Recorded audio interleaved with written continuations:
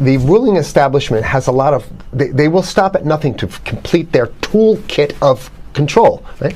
So one of the things that has been missing from the toolkit of total control has been quarantines and curfews, right? Mm-hmm. So now, welcome to the new world in America, where to get on a bus, to go through a subway station, if you think that the procedures at the TSA are onerous, right?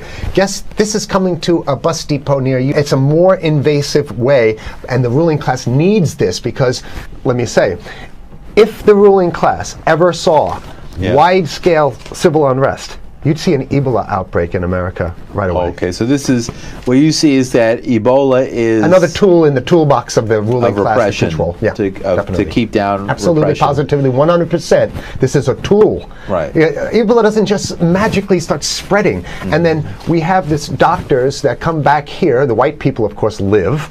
Mm-hmm. The two whites who got it or survived. All the black people that get it die. It's very possible that these one of these NGOs over there is going around with a veil of Ebola or spreading it from a small plane onto villages. The point is to get hundreds of thousands of people infected with it and create the next phase of control. Now, one of the things I'd like to show to back up my my claims here. Here's a document from the Rockefeller Foundation. Rockefeller Foundation, right there. You can zoom in on that, where my finger is. It's called Scenarios for the Future International Development, the Rockefeller Foundation. All right. Okay. Let's take a look at what they're saying here. This is something like a 50, 60-page document. I'd like you to go to page 18, if you can look at this up on the internet, but I'll read it off to you. It's called lockstep, lockstep. And this is a phrase that I used right after 2001 when I saw the entire system of the United States, including the population, were in lockstep. So the Congress went along, and yes, it was Osama bin Laden, and the people waved their flag and said, I hate, hate, hate, hate, and everything was in lockstep. Well, in 2010, they published this, Rockefeller Foundation, and here's what they're saying.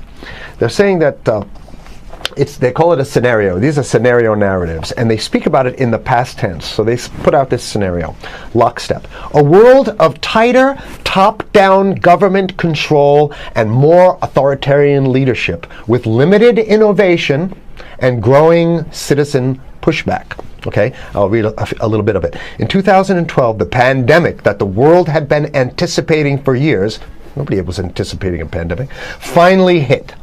Unlike 2009's H1N1, this new influenza strain originating from wild geese, they use some scenario, but this is Ebola they're talking about. Ahead. Even the most pandemic-prepared nations were quickly overwhelmed when the virus streaked around the world, infecting nearly 20% of the global population and killing 8 million in just 7 months, the majority of them healthy young adults.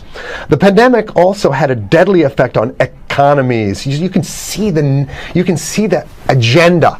Just naked, raw, naked control agenda written down, and it's anybody's guess how this becomes effectuated in real life. So whether this is written specifically as marching orders or whether people take it upon themselves in the intelligence networks to say, okay, well, this has been produced, so this is the plan here. But these narratives have to be written in advance because the intelligence agencies don't know how to do these narratives. They need help. So these think tanks, they come up with these like Rand Corporation, Rockefeller Foundation. These are think tanks of death. They're not the think tanks, they're not there to find great ways to help people. Right?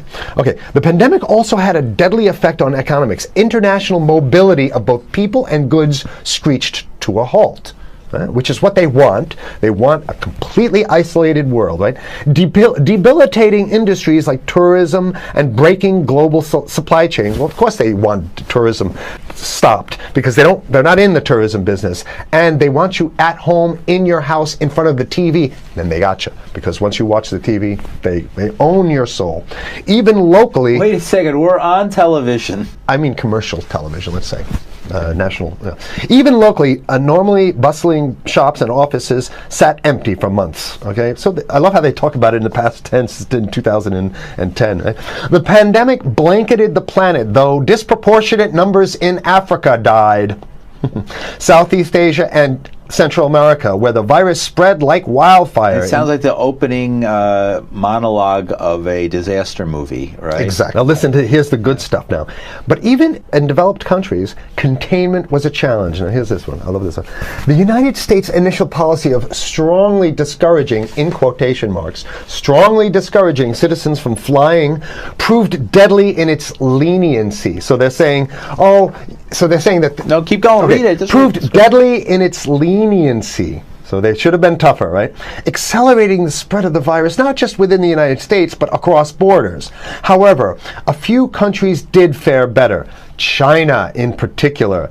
The Chinese government's quick imposition and enforcement of mandatory quarantine for all citizens, as well as its instant and near hermetic sealing off of all borders, saved millions of lives, stopping the spread of virus far earlier than in other countries. So the message is here is we have to look towards the Chinese, the oppressive totalitarian Chinese regime, as an example of what we need to be doing here. And of course, the ruling class here loves the Chinese regime because they have demonstrated to the ruling class the most efficient form of capitalism, which is authoritarian capitalism. So we have capitalism, but unfortunately we have this veil. I get it. We have this veil of democracy. This is very interesting. This is continue on. Okay.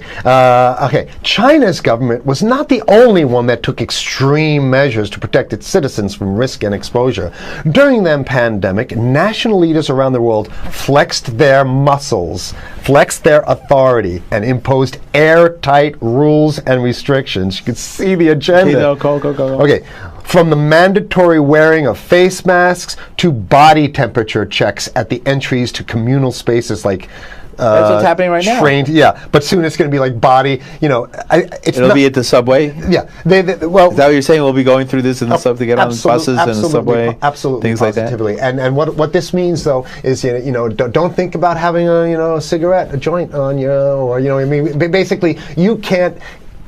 This is a dragnet for everything. So if in order for you in other words, just like with stop and frisk, this is ultimate stop and frisk. This is the ultimate cavity stop and frisk, cavity search kind of thing. All right, so during the pandemic, national leaders around the world flex their authority. Now there's some good stuff. Listen to this.